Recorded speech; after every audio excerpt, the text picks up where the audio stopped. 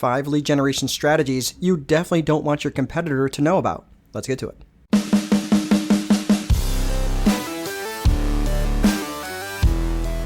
Hello everyone, welcome to the show. We're going to get right to it. Number 1 is always provide value. Whether these people are your clients or whether they're not, what I'm talking about specifically here is a lead magnet. Now think of a lead magnet as a free trial. It's some sort of giveaway that you're basically luring your customers in with. It could be a free trial, a free download. It could be a tool, a free calculator, or something, maybe like if you're a contractor, a free inspection, something like that, something that's going to help your clients get to know your business, and that lead magnet is going to solve an immediate and narrow problem for them. Most business owners tend to think that if they give away their secret sauce, that their competitors are going to steal it. There is so much noise out there right now. I mean, look, be honest.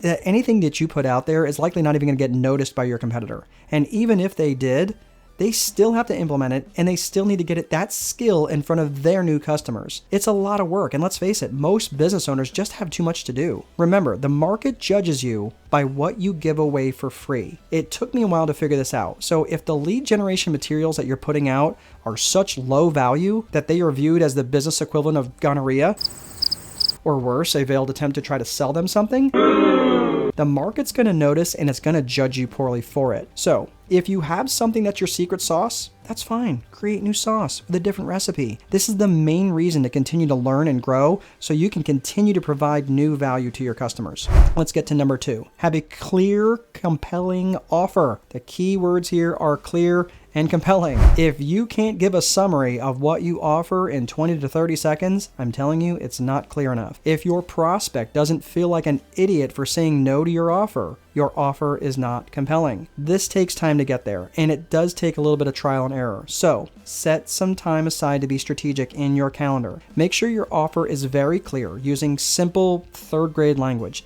and that the offer is so compelling that people are going to feel stupid for turning you down. Pro tip: for checking the readability of your text and to get it down to a 3rd grade level, go to Google, type in reading level generator, and pick from one of the free tools that shows up. Those things change all the time. That's probably the best way to look for it. If you want to get your verbiage down to as close to the 3rd grade level as possible, that's a great way to do it. Number 3, make it meaningful. Look, features are great. Benefits are better, but meaning is absolutely king. Features are simply what your product or service does. Like you have a life coaching program, for example, or you have a 12-hour nutritional course and app. Maybe you build custom homes. Those are all features. Benefits are what those things can do for them. So if you have a coaching program, the benefit is they can have a better life, right? If you have a 12-hour nutrition course and an app that goes with it, the benefit is they have available 24-hour access each day, and it's on a mobile app. If you're a custom home builder, you can build them any sort of home that they want. What matters most, though, is the meaning. The meaning is the fact that you have a life coaching program and it gives them a better life so that they can have a deep, authentic, loving marriage and an amazing connection with their children. The meaning is the so that. In the 12-hour nutrition course, for example, it's available on a mobile app so that you can eat healthy when you go out to dinner because you know the ingredients on all the food at the restaurant your friends just dragged you to. I cannot overstate how important this is to make sure your lead generation always walks your prospect through the journey from the features to the benefits all the way to what it means to them. Don't forget, so that. So, sit down, get quiet, and think, what are the features that I offer? What are the benefits to them? And then think, what would this mean to them if my product or service solved their problems? Let's pull over and park here for just a second and review before we go to the last 2 lead generation strategies. Number 1, always provide value, whether that's a free inspection, free assessment, free report, free download, whatever it is. Make sure it's valuable, whether they are your customers or whether they are not. Number 2, make sure your offer is both clear and compelling. Number 3, make your message meaningful to them. Make it matter to them and let them know that it matters to you. Let's finish out the 5 lead generation strategies you definitely don't want your competitor to know about. Number 4, go back to old school. Masters have mastery because they continue to go back to the basics. This means everything old is new again.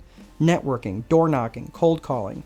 There are people who kept on doing this stuff all through COVID, and it shows. Ask yourself, what are you not doing for lead generation in areas that you have forgotten about? Things like face-to-face networking and things like door-to-door sales and cold outreach. You have to be willing to do what others are not willing to do, and that is what will separate you in your messaging in your lead generation. Number 5, look for help. Chances are, if you're like most business owners that I work with, you have enough to do, and trying to see the big picture can be tough, if not impossible, if you're too busy in operations. Instead of thinking, how can I do all this stuff? Start showing up as that leader that you are and start looking for who can you have doing this stuff for you. And you might be thinking, well, that's great, coach, but I don't have the money for something like that. I get it. But maybe you don't have to have the money right now. Maybe you can pay these folks on commission until you get to the next level. That's fine. Get creative. And when you find your commitment, you're going to find a way. Chances are, if you're not already doing some of this stuff, it's because you don't have the time, or you're procrastinating because you're wasting time on other activities that are just sucking the life out of you, and you have nothing left in the tank when you get to these activities. This is also where working with a strategist can make a big difference for you. Listen, there are just too few generalists in the world today that understand how the world works together in all its complexity. Everyone is niching down. I happen to be a life and business strategist, and I love working with business owners of all types, and connecting dots and crafting strategy is one of my areas of unique genius. When you have a good strategist on your team, you're going to hope that your competitor never finds out about them.